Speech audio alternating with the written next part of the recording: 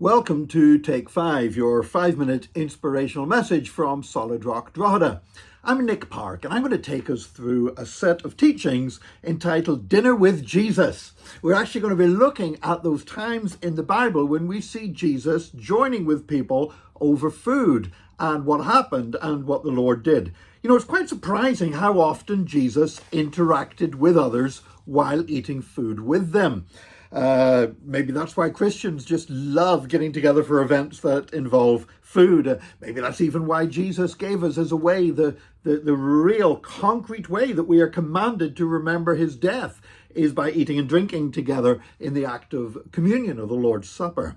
But the first record of Jesus eating with others is at the wedding feast in Cana in Galilee, in John chapter 2. And Jesus turns up at this wedding feast, and a number of Bible scholars think that this wedding was connected in some way with Jesus' own family. And that would certainly explain why his brothers were there, which we know that his brothers were there, because afterwards in John 2, it says he and his brothers returned from Cana back to Capernaum. Now, also, it would explain why Mary took responsibility when there was a glitch over the catering, why Mary would involve herself if it was part of the wider family of Jesus.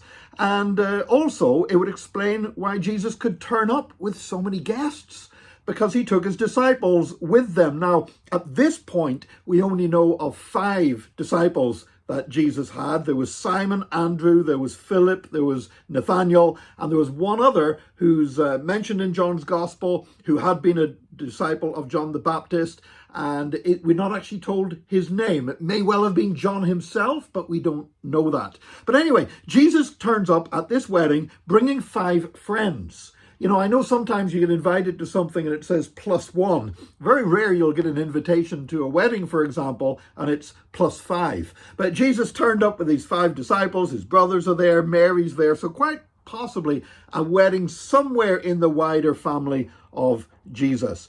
Joseph, by the way, is not mentioned. We think probably Joseph had died by this point.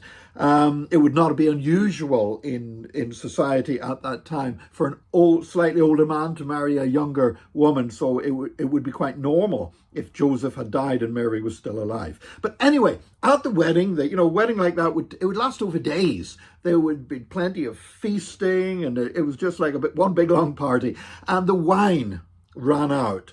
And Mary tries to sort things out. She goes and she says to Jesus to fix it. And, well, in the end, he does. And Jesus turned water. There was water for purification in water pots. And Jesus turned that water into wine. And we're told that that wine was better than any of the wine that had been served at the feast up to that point. It was actually customary to serve the best wine at the beginning and keep the cheap stuff till the end. The reason being, I guess, that after people had already had a bit to drink, they wouldn't notice if the wine was any good or not.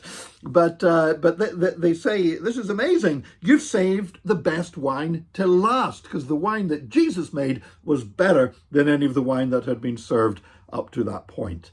And, you know, when Jesus comes into our daily lives, he does make everything better.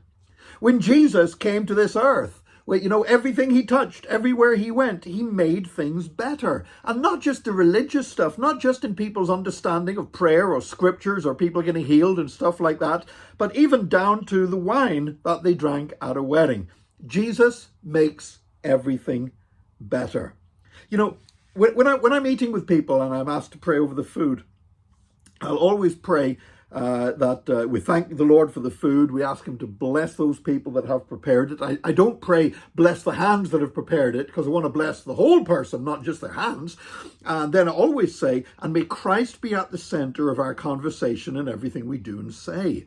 Because Jesus is not just for the religious stuff. Jesus is for what we do in the home. Jesus is about what we do in my family. Jesus is about what we do on a day off. You know, when we're out for a meal together, Jesus is in the midst of that, because Jesus makes everything better. And I pray that today, whatever you do today, you might be involved in religious stuff, You might be doing stuff that we would think of as being secular and not much to do with church, but I pray that Jesus will make it better. In Jesus' name. God bless you. Join us again next time for another Take 5, your 5-minute inspirational message from Solid Rock Drogheda.